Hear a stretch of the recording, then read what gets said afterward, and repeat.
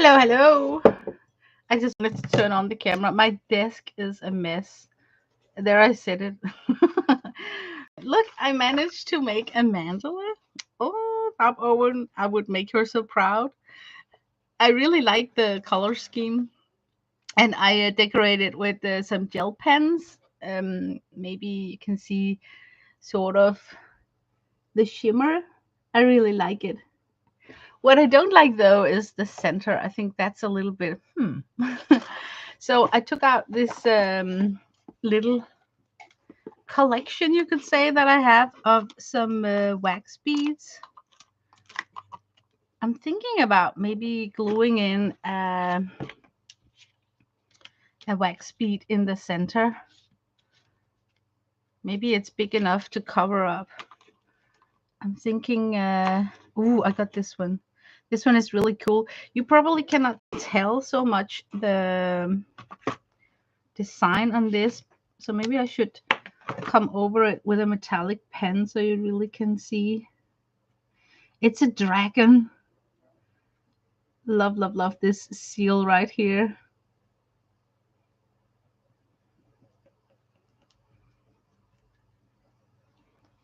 Let me get it up to the camera so you can see. It's a dragon. I was thinking about gluing it on here because then I think I would like the mandala much more than the centerpiece of it. But you might ask, what am I doing with all these mandalas? Do I just keep them in a journal? Well, I usually cut them up. Yeah, I know it's like, what? But I have this journal here where I've been working on a story. It's just fiction, and then I am illustrating small drawings next to the story. And it all started because I wanted to try and illustrate out of a text. You know how fun it could be. So I started to cut up my mandalas into a square, like divided into four, and glue it in. And since my story here actually is about Bob Owen appears in this story here, and she's got this deck of cards where she is coming with some affirmations on, and my story is about it becomes too peoply out there, so Bob Owen needs a deck of mandala quote cards that are a little bit more snarky. Hi, Carol. So that's why there is like a strange snark on the quote cards. But as you can see, it's not that use mandala as a decoration. Especially most of this is written with a dip pen, a glass pen or a fountain pen, it's called. So because it's with fountain pen, I like to just use this side for writing, and then I illustrated and decorated the opposite side. Yeah, that's Jean the musical scrapper, and that's Dot. Yeah, this story, but look, it's just a nice way to utilize your mandalas and cut up in a square, kind of make them more like I don't know, not so like this is a mandala, right? Like it takes up a lot of real estate, but cut up in a square, and then if you don't color in the background, you can actually have space for an illustration next to it. So that's how I've been using my mandalas. Let's see, I think there is some more. I think I had like a stream of it here at the end where I am just prepping for the rest of the story. And look how cute some of the mandalas appears when they are cut. I kind of like that. I like the duality in the concept of having a place to show a mandala and then a place to place a quote or a drawing. So it's a win-win, you get a little bit of artwork and then also an excuse to sit and make all these mandalas and decorate it. Oh, thank you, Carol. I'm just trying to show how I utilize these mandalas after I've made them. Yeah, the rest is just it's a long story. It's a story of progress. But look how a drawing next to a mandala actually looks nice. I think it looks nice. Like this is an illustration of someone who drinks something because it's in the story. This is the same design. No, it's not. Well, yes, it is. It's the same design. It's just different colors. So, but yeah, if I wanted to place this wax seal in the center of this mandala, I cannot cut it up unless I figure out a way to. So I think I would rather. Oh my God, that gives me the excuse to use 4 wax seals. So if I cut it up and paste it in my journal, I can actually use more of the wax seals. Yeah, that's gonna be my plan. Okay, gonna put this aside now. Colors makes a big difference. It really does. It becomes something completely different when you look at it with a different color scheme. Also, the background, whether you keep it white or black, right? Hi, Aunt Bex. I was. Oh, you are a mandala too. I just made this mandala here and tried to decorate it with gel pens.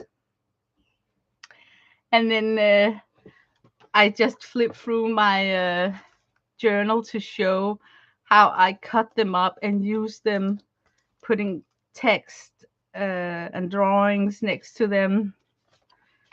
You know, you cut them up and then you have this space up here where you can add a quote or, you know, just a nice way of using the mandalas because it's fun to make them. And they're very effortless when you're watching a streamer and then you're just sitting and listening and then sketching and drawing. And it's just a fun way to keep your hands occupied while, for instance, you're watching a streamer. So mandalas are nice to make. Let's give a shout out to Barb Owen for, I bet she has courses in making these mandalas. She has a lot of video on her YouTube channel. And also you on Beck about how to decorate them with the gel pens and all. So go watch on Beck's Creations archive. You can find a lot of, yeah, you do a lot of things. Today I want to collage a cat. It's all inspired by Dee Dee's stream yesterday. I kind of prepped the page a little bit by making the eyes and the head so I know what to collage around. But Dee Dee said some sentences like, oh, we could collage. And then I could take out my gouache set. And I was like, oh, yes. And then maybe I could use my paint markers on it. Oh, yes. I was like, keep on talking. I could just see that, like sitting and collage and using your gouache, and then just come on top of that with paint markers. So I just had to react on that feeling I had when she said it, like, oh, I want to make my own collage. Of course, I am not as creative as she is with her collage. She also got some signature touches to hers where she adds in a starry planetary background and clocks with arms that goes out and her signature fork. So having those 3 elements like the planets, the clock, and the fog is good tools to combine elements and give you some sort of a structural bone to build up your collage from. I don't have any of that. I recently did a black cat in paper collage. A black cat. Oh my God, that was an experience. Yeah, I could imagine. What did you do? Did you distress some of the black? Like to make it look black, but not completely black? Yeah, okay, that's. What's my favorite gouache? Very good question. Hmm. Hi, Kathy. Welcome.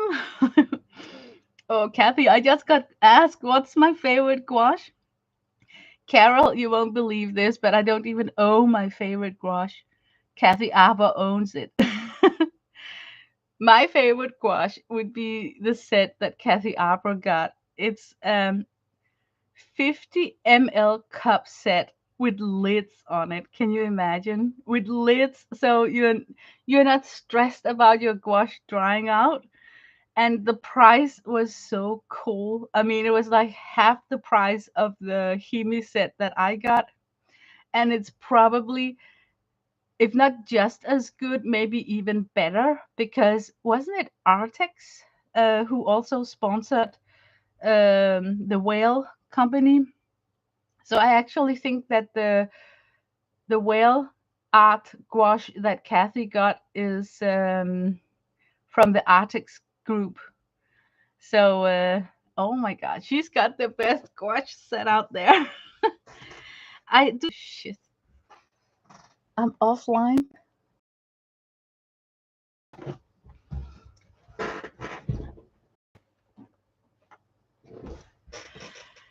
Oh no, what happened? I was offline.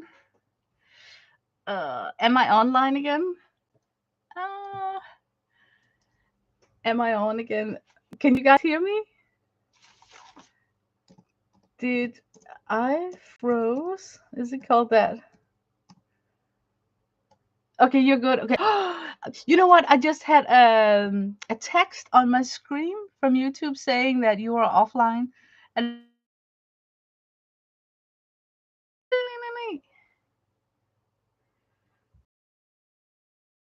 you know what's going on? I have an unstable connection, I guess.